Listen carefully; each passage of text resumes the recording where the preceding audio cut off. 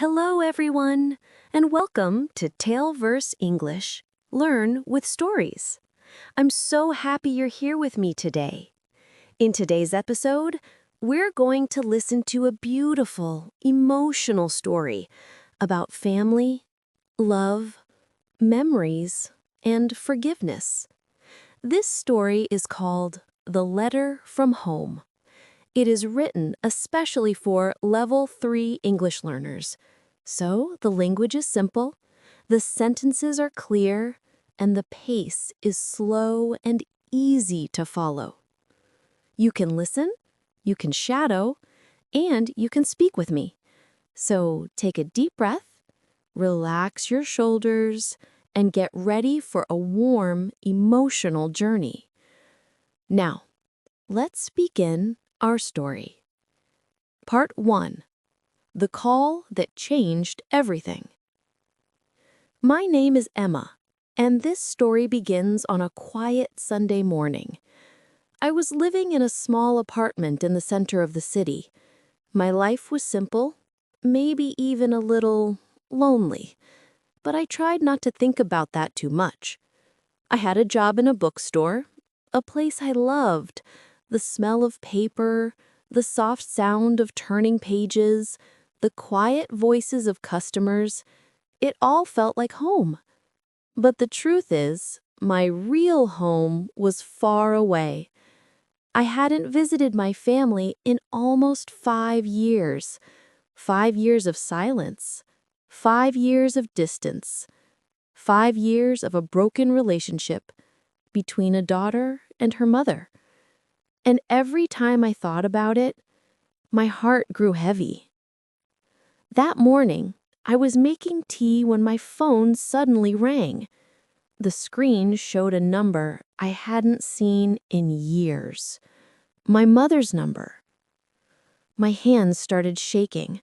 I stared at the phone as if it were some strange object. Should I answer? Should I ignore it?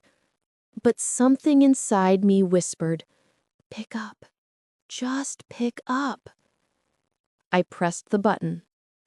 "Hello?" I said softly. A quiet breath came from the other side. Then a voice, tired, familiar, but still my mother's voice, said, "Emma, it's me, sweetheart." My heart tightened. I hadn't heard her call me sweetheart since I was a teenager. "Mom?" I asked. There was a long pause, a pause filled with years of words we never said. Then she spoke again. "Emma, I need to tell you something. Please, come home." Just those words, and then the line went silent. Part 2. Returning to the house I left behind.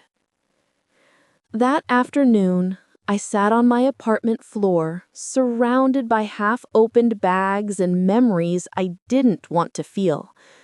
Why did she call? Was she sick? Was something wrong? My mind was full of questions and fear and guilt. A part of me didn't want to return. A part of me wanted to stay safe in the life I built. But another part, the part that still remembered my mother's warm hugs, her soft singing in the kitchen, her gentle hands fixing my hair before school, that part said, "Go. Just go." So, I took the evening train. As the train moved, my memories moved with it. I remembered our last argument, loud, angry, painful. I remembered telling her that I didn't need her. I remembered leaving with a suitcase and a broken heart. And I remembered her standing at the door, calling my name with tears in her eyes. When I reached my hometown, the air smelt like childhood, wet soil, warm grass, and the distant sound of dogs barking somewhere in the night. I walked toward my mother's house with slow, unsure steps. And when the house appeared at the end of the street, my breath caught in my chest. Nothing had changed. The same little garden, the old wooden fence, the yellow porch light. Everything looked exactly the way I had left it. My mother opened the door before I knocked. Her hair was grayer, her face thinner, her eyes tired. But when she saw me, her face lit up with a soft, quiet happiness. "Emma," she whispered. I didn't know what to say, so I simply said, "Hi, Mom." She reached out her arms, and I let her hug me for the first time in 5 long years. Inside the house, every room felt like a memory. The kitchen table, where I used to do homework, the hallway where my mother measured my height year after year, the living room where we had Christmas mornings full of laughter. Everything felt familiar and strange at the same time. My mother made tea. She moved slowly, her hands trembling a little. "Mom, are you okay?" I asked. She gave me a small smile. "Yes, sweetheart, I'm okay. I needed to see you." Her words surprised me. "See me? After 5 years?" She nodded. "5 years is a long time, Emma. Too long. And I have something for you." She walked to a drawer, opened it, and took out a small envelope. The paper was old and a little yellow, and on the front was my name. "Is that for me?" I asked. She nodded. "Yes, your father wrote it." My heart stopped. "My father?" She nodded again. "He wrote it because he knew you would need it one day." I took the envelope with shaking hands. Inside was a folded letter with my father's handwriting. Handwriting I loved. Handwriting I missed. Handwriting I thought I would never see again. I held the letter but didn't open it yet. My mother placed her hand over mine. "When you're ready," she whispered. That night, I lay in my old bedroom. The same soft curtains, the same bookshelf, the same little lamp beside the bed. Everything felt smaller. Everything felt distant. Everything felt like home and not home at the same time. I took a deep breath and opened the letter. Inside, my father's words waited for me. The letter read, "My dearest Emma, my brave little girl." I stopped. My eyes filled with tears. His voice felt alive inside the words. I continued reading. "If you are reading this, it means time has passed. It means you have grown. And it means I can no longer be with you. But I want you to remember something. Family doesn't break. Family bends. Family shakes. Family falls sometimes. But family does not break. You and your mother, you have the same heart. Strong, loving, stubborn. That is why you fight. And that is why you will find each other again. Go home when your heart feels heavy. Go home when your life feels quiet.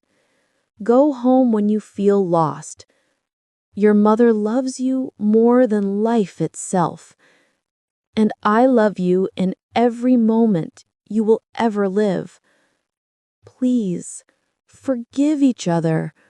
Please come back to each other. With all my love, Dad. I pressed the letter to my chest and cried. I cried for the years lost, for the words unsaid, for the love I had buried deep inside my heart. And in that moment, I knew I wanted my family back. Part 5. Healing. The next morning, I found Mom in the kitchen, watering her plants. I hugged her from behind. She froze in surprise, then slowly relaxed into my arms. "Mom," I whispered, "can we start again?" She turned, tears shining in her eyes. "Yes, sweetheart. Yes, we can." And that was the moment the healing began. We talked for hours about the past, about our fights, about our fears, about the things we didn't say. We cried. We laughed. We forgave. We cooked dinner together. We cleaned the old attic. We walked through the garden hand in hand. And every moment felt like a small piece coming back to its place. My father was gone, but his love was still guiding us. His letter became a bridge between two hearts that were lost but not broken. And over the next days, I realized something. Family is not perfect. Family is not always loud or bright or simple. Family is messy. Family is emotional. Family is difficult. Family is fragile. But family is love. And love is worth coming home for. Thank you for listening to this emotional story today. This was The Letter from Home, a heartwarming family story from TaleVerse English. Learn with stories, created just for you. I hope you felt the emotion, I hope you practiced your listening, and I hope the story touched your heart. If you would like more stories like this, please like, share, and subscribe to TaleVerse English. Learn with stories. I'll see you in the next lesson. Until then, take care, stay kind, and keep learning English. Goodbye, my friends.